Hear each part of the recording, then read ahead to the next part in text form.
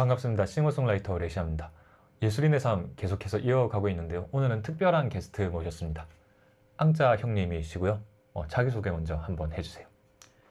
안녕하세요. 저는 앙짜라는 예명으로 활동하고 있는 래퍼 겸 음악 프로듀서 본명 이재윤 42살입니다. 반갑습니다. 벌써 42살이시군요. 그렇게 됐어. 42살. 시간이 진짜 빠르네요. 그치. 세월을 직격으로 맞았지. 그렇군요. 제가 앙형하고는 거의 10여 년 정도 인연을 이어오고 있고요. 10년 전부터 시작해서 앨범 작업을 12장 정도 같이 했었고, 또 제 개인 앨범이나 싱글 앨범의 경우에도 앙형이 가사 작업한 것들이 꽤 있습니다. 예술인의 삶.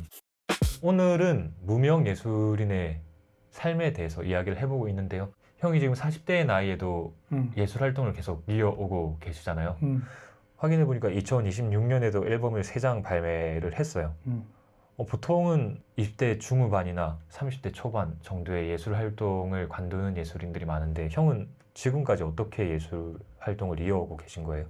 뭐 너 말대로 현실적인 이유들로 그 나이 때 그만두는 사람들도 있을 텐데 나 같은 경우에는 뭐 이어온다기보다는 그냥 하고 싶은 걸 하는 거야. 그냥 재밌어서 하는 거야. 그냥 재밌어서. 사실 예술이라고 이렇게 거창한 타이틀로 좀 이야기하기는 나한테 좀 너무 거창하다고 느껴질 수도 있는데, 나는 그냥 즐겨.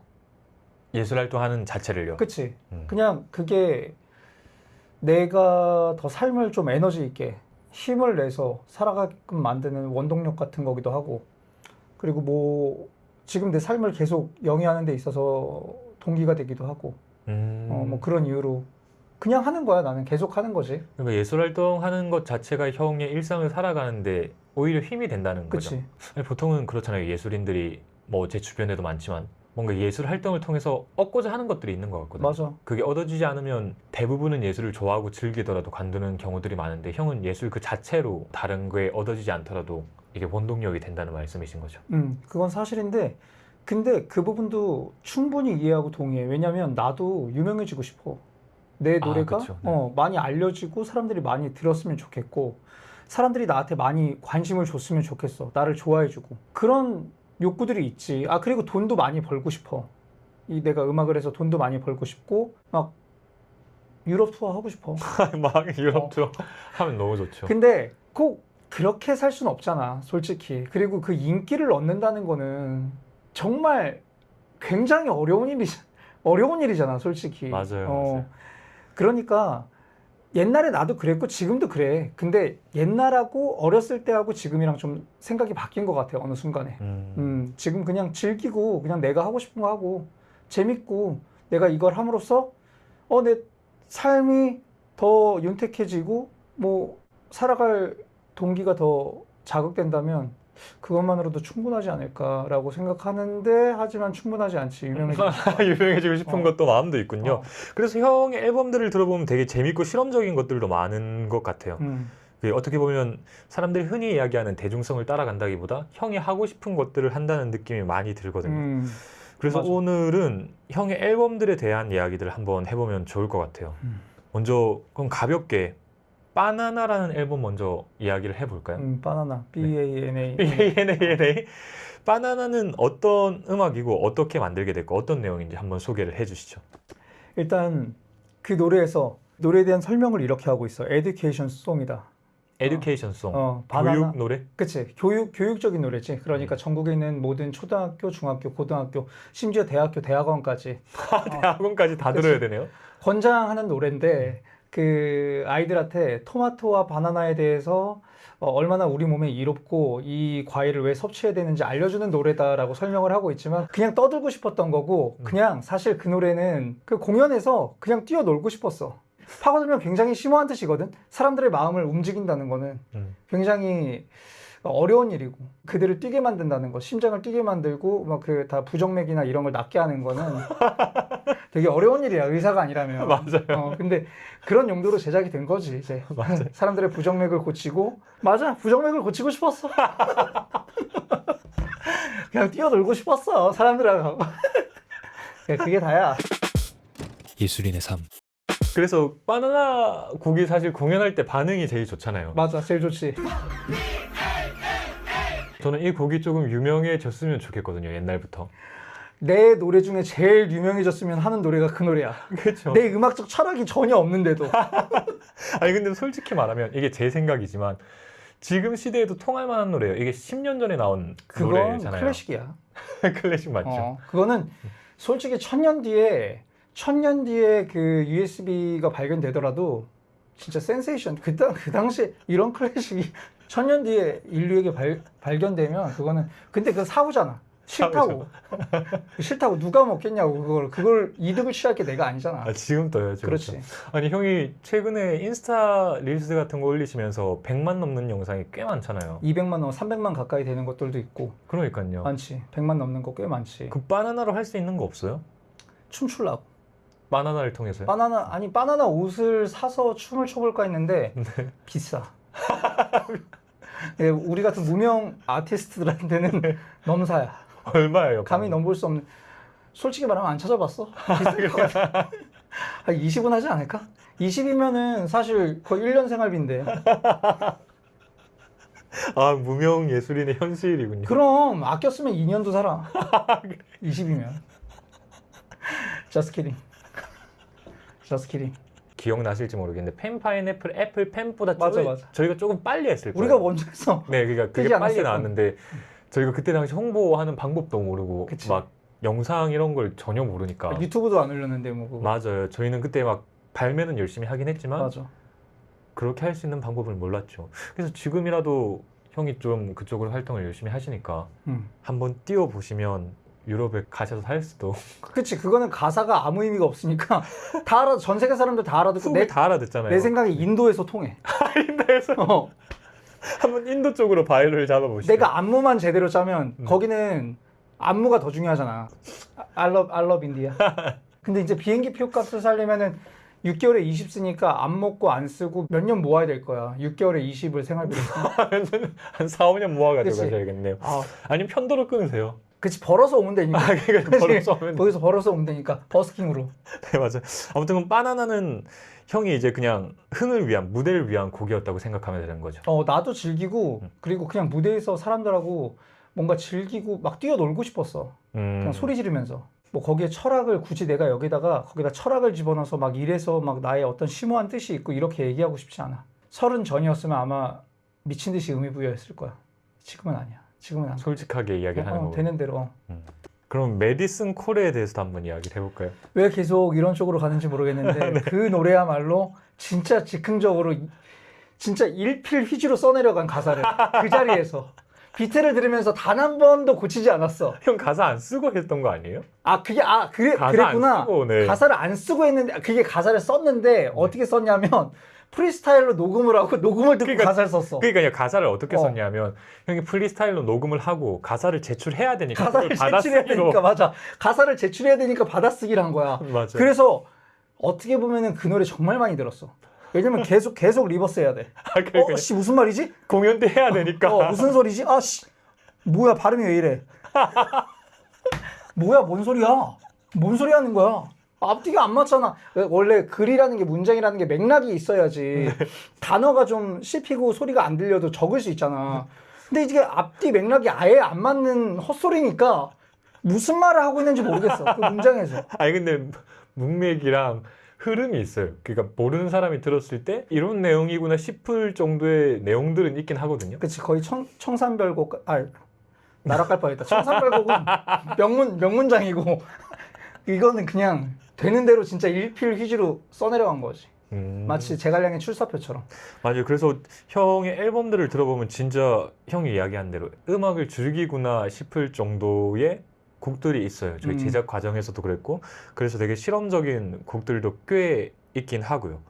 근데 반면에 또 되게 진지한 노래들도 있단 말이죠.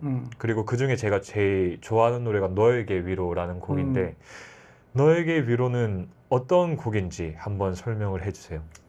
너에게 위로 같은 경우에는 그건 일단 앞에서 얘기했던 그 바나나랑 메디슨 콜이랑은 아예 결이 다르지. 사실 그거는 일단 그 제목 자체도 그렇듯이 담담한 어조로 누군가에게 위로가 되고 싶은, 위로의 메시지를 전하고 싶은 그런 노래야. 근데 사실 거기서 지칭하는 너가 다른 타인이기도 하지만 나이기도 해. 그 당시에 내가 고민했던 것들, 그리고 위로받고 싶었던 것들, 그리고 삶을 살아감에 있어서 내가 겪고 있는 스트레스와 불편함, 이런 것들에 대해서 조금 안락하고, 마치 소파나 정말 1인용 소파, 안락한 소파에서 누군가에게 따뜻한 위로를 받고 싶다라는 그런 의미가 담겨 있는 곡이야. 가사를 굉장히 고민해서 만들어간 곡이기도 하고. 그러니까 누구나 다 그렇잖아. 다 내면에는 우울한 면이 있고, 슬픔도 있고, 분노도 있고, 또 기쁨도 있고, 또 막 즐거움도 있고, 막 이렇잖아. 사람이 다. 누구나 그렇잖아. 그쵸. 그게 안 그렇다면은 환자잖아. 감정을 다 갖고 있는 게 사람인데, 그 분노나 그 우울이나 이런 슬픔 같은 경우를 밖으로 자주 끄집어내는 사람도 있지만, 보통은 주변 사람들을 의식하고 내 삶을 위해서 잘 끄집어내지 않는 감정들이란 말이야. 기쁨이나, 그쵸, 그치? 이런 것들보다는. 그런 부분들이 쌓이고 쌓이다 보면 평소에 생활을 하는데 그런 거 있잖아. 가면증후군이라고 하는 거 있잖아. 꼭 그 병이 걸리지 않았더라도 사람들 앞에서 가면을 쓰게 되는 것 같더라고. 네, 다들 가면을 쓰곤 하죠. 그치? 네. 그 안에 있는 내면들을 좀 치유하고 싶고, 좀 위로받고 싶었어. 나도 위로받고, 누구나 다 그러니까. 그치? 그게 사람이니까. 그래서 그런 사람들을 위로하고 싶었던 그런 노래였어. 이 노래가 형 말대로 다른 사람을 위로하기 위한 곡이기도 하지만 형 스스로를 위한, 스스로에게 하는 이야기였던 거군요. 그러니까 모두를 위로하고 싶었던 거지. 사실 이 곡이 저는 형 앨범 중에 베스트거든요. 제일 알아. 좋아하는 곡이에요. 너가 정말 좋아해 주는 걸 알지. 맞아요. 되게 뭐라고 할까요? 이 가사 내용이나 형의 톤이나 전체적인 분위기가 그냥 어느 날 문득 또 생각나서 듣고 싶은 노래이기도 해서 저에게는 되게 좋은, 저에게도 위로가 되는 노래였는데, 또 사실 이 이야기는 처음 들으니까 형을 위한 노래이기도 했다는 거. 근데 나는 그 노래를 생각보다 지금은 거의 듣지 않아, 사실. 뭔가 나는 지금 그때보다 훨씬 더 행복하고 즐거워. 근데 그 노래를 들으면 그 당시의 기억을 회상하게 돼. 아, 형이 곡을 쓴 사람이어서 더욱 그렇겠어요. 그 가사가 너무 콕콕 박혀. 아, 그게 좀 다르긴 하겠어요. 보통 이제 음악을 듣는 사람들은 특정한 장소에서 좋은 기억들, 아니면 특정한 이벤트들을 음악을 들을 때 기억을 하는데, 곡을 쓴 사람의 입장에서는 곡을 썼을 당시가 기억이 나겠네요. 맞아. 그치. 내가 아마 너에게 위로를 내가 쓴 곡이 아니라 다른 사람이 쓴 곡이었다면 나는 그 노래 통해서 지금 좋아하는 노래고 위로를 받았을 수도 있어. 그렇죠. 위로를 또 받고 싶을 때마다 듣겠죠. 그치. 네. 근데 나는 그때 내 감정을 그대로 거기에다가 쏟아냈던 거니까 그때 생각이 먼저 나더라고. 그건 조금 아쉽긴 하네요. 되게 좋은 곡인데 좋아. 형한테는 또 아픔일 수도 있겠다는 생각이 드네요. 멋있어 보이려고 이렇게 얘기한 거야. 그럴 것 같아요. 깊게 물어보진 않겠습니다. 네. 그런 부분이 있지. 그럼 최근 앨범에 대해서 한번 이야기를 해보면 좋을 것 같아요. 이번 연도 초에 3장을 연달아서 발매하셨어요. 거의 일주일 간격으로. 친애하는 나의 어텐션 바우, 삶은 3개를 발매하셨는데 뭐부터 한번 이야기를 해볼까요? 뭐든 상관없어. 먼저 궁금한 걸 먼저 물어봐. 그러면 이 흐름을 이어가서 친애하는 나의 먼저 이야기를 해보죠. 친애하는 나의는 어떤 곡이에요? 일단 그 친애하는 나의라는 노래는 누굴 친애하느냐인데, 일단 내 딸에게 바치는 헌정 앨범이고, 우리 딸 이름이 엘리자베스인데, 우리 딸 엘리자베스가 작년 2025년 6월 16일 10시 10분, 오전 10시 10분에 태어났단 말이야. 근데 태어나는 과정이 순탄하지가 않았어. 우선 우리 딸은 30주 5일 만에 태어났고, 아마 많이들 아실 거야. 30주 5일이면 굉장히 만 달을 못 채우고 나온 거거든. 1160g으로 극소 저체중 미숙아로 태어났어. 그때 우리 아내가 뱃속에서 태동이 느껴지지 않는다라고 얘기를 했고, 그래서 다니던 산부인과에 갔는데 병원에 가기 전까지만 해도 그렇게 심각하다고 생각하지 않았던 것 같아. 그냥 아기가 잠을 자나 보다, 아니면 뭐 쉬고 있나 보다, 근데 혹시 불안하니까 가보자 라고 생각하고 갔던 것 같은데, 막상 병원에 도착하니까 굉장히 심각한 상황이었고, 그 병원에서 해줄 수 있는 것들이 없었어. 그래서 3차 병원, 그러니까 대학병원으로 그 전원이 필요한 상태였는데 그때 당시에 의료 파업 중이었거든. 그래서 갈 수 있는 병원이 섭외가 잘 안 되는 거야. 그러다가 시간이 계속 흘러갔고 그 아내랑 아기는 점점 상태가 안 좋아지는 상태였고 몇 시간이 그렇게 흘렀고 그 서울에 있는 한 대학병원에서 전원이 가능하다고 연락이 와서 긴급하게 갔어. 그래서 결국은 수술을 통해서 아이를 낳았는데 많이 늦은 상황이었지. 그 상황 자체가. 아내도 소생할 수 있을지 없을지 모르는 상태였고 아기의 상태는 더 절망적이었어. 사실상 포기해야 되는 상태였거든. 그때 사실은 아내를 보면서 제발 아내가 살기를 바랬던 것 같아. 나는 아이 생각을 못했어. 머릿속에 아이의 삶이나 죽음에 대해서는 아예 생각을 안 했던 것 같아. 와이프가 죽을까봐 전전긍긍했고 그런 심리 상태였는데 신생아 중환자실에서 아기 면회를 오라고 해서 갔는데 그 아기 몸에 사실 아기라고 느껴지지도 않을 정도로 너무 작고 그 아기 몸에 진짜 바늘이 셀 수 없을 정도로 많이 꽂혀 있고 관도 꽂혀 있고 그리고 산소호흡기도 달고 있고 그런 상태였어. 그때 그 아기를 보면서 처음으로 내가 그 아이에 대한 애착이 생겼던 것 같아. 애착의 크기는 어느 정도였는지는 처음 모르겠지만 보는 딱 그 순간인 거죠. 왜냐하면 살려고 안간힘을 쓰는 것 같았어. 그때 내가 어른이 돼야 되겠다라고 마음먹은 것 같아. 그 전까지는 철이 없던 어떤 인간이었다면 이 아이와 내 아내를 위해서 지켜내기 위해서 내가 어른이 되고 열심히 살아야겠다. 그런 마음으로 버텼어. 시간이 지나서 아내가 퇴원을 하고 그리고 아이도 2개월이 넘는 시간 동안 중환자실에 있었지만 물론 지금도 여러 가지 문제들이 있어. 워낙 작게 태어나고 그랬기 때문에 몇몇 문제가 있지만 살아난 게 기적이라고 생각하고 감사해. 진짜 감사해. 지금 건강하게 둘 다 건강한 모습을 보면 물론 병원도 계속 다니고 그렇지만 진짜 그 모든 것에 감사해. 그래서 그 노래를 우리 딸에게 헌정하고 싶었던 거야. 그때 당시에 느꼈던 감정들을 그치. 그대로 가사로 썼던 거군요. 그치. 그 당시에 우리 딸을 처음 봤던 그 순간의 가사에 감정. 그대로 나오잖아요. 그렇죠. 그 가사를 그냥 담담하게 풀어낸 거야. 그냥 일기 같은 거였어. 그냥 그날 못 쓴 일기를 나중에 쓰는 거. 내가 편지? 일기 혹은 편지. 그 아기한테 해주고 싶은 얘기를 그냥 담담하게 풀어낸 거. 가사 한번 지금 읽어주실 수 있어요? 그러면 내가 우리 딸한테 쓰는 편지 노래를 한번 해볼게. 쏟아지는 별빛과 유난히 밝은 달빛 바다 같은 고요 속에 스며든 온기 너를 처음 만났던 날 난 알아버렸어. 부드럽고 따스한 너의 손 미소는 바람을 이고 가던 내 삶의 기적이었어.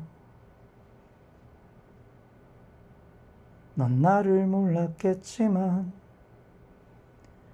우연히 만난 내가 낯설겠지만 난 너를 처음 본 순간 알아버렸어. 널 사랑할 수밖에 없을 거란 걸. 이런 가사야. 2절도 있지만 여기까지 짧게. 목이 메이네.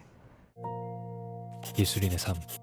형의 앨범들을 듣다 보면 이런 앨범들이 있는 것 같거든요. 형의 삶의 흔적들을 남겨놓은 것 같은 앨범들 있잖아요. 뭐 너에게 위로도 사실 따지고 보면 형의 삶에 대해서 간접적으로 그렇지. 이렇게 이야기를 했던 거고 지금의 곡 같은 경우는 되게 직접적으로 그리고 아버지 가 같은 경우도 형의 아버지에 대한 이야기들을 또 직접적으로 썼던 곡이기도 하고요. 그렇죠. 아버지가 돌아가셨을 때 아버지를 회상하면서 이야기했던 노래지. 아버지가. 삶은 어떤 앨범이에요? 삶은도 어떻게 보면 아버지가의 파트 2 같은 거라고 볼 수 있어. 그렇게 말할 수 있을 것 같아. 아이를 낳은 이후에 아버지의 삶과 그리고 아버지의 잔상들이 다시 새롭게 재구성됐다고 해야 될까? 아이를 낳은 이후에요. 어, 그렇다고들 하더라고요. 아기를 낳게 되면. 아, 이런 감정을 느끼셨겠구나. 나를 낳으셨을 때. 아, 이런 기쁨을 누리셨겠구나. 이런 걱정들.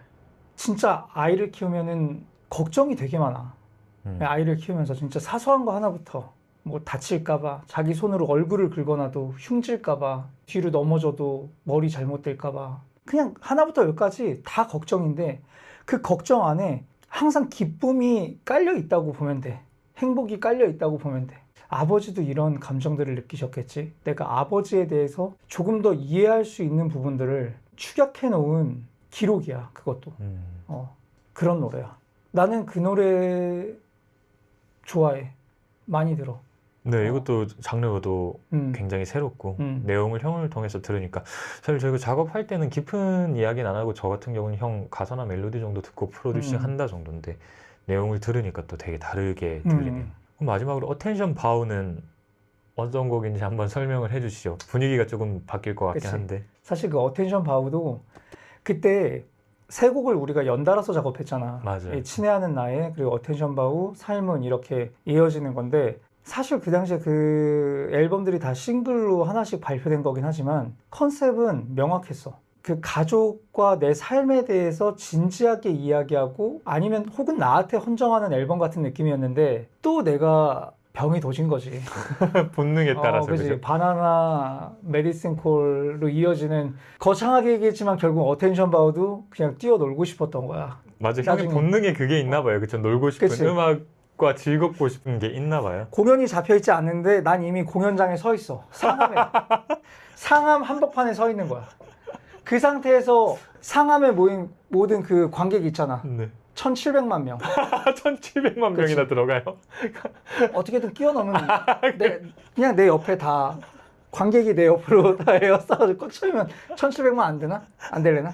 그래서 적어도 서울 시민들 다 와야 되잖아요. 시민들은 다 모였으면 좋겠는데 아무튼 뭐 이렇게 노래하는 안이 있더라도 1700만 정도 모여서 뛰고 싶다.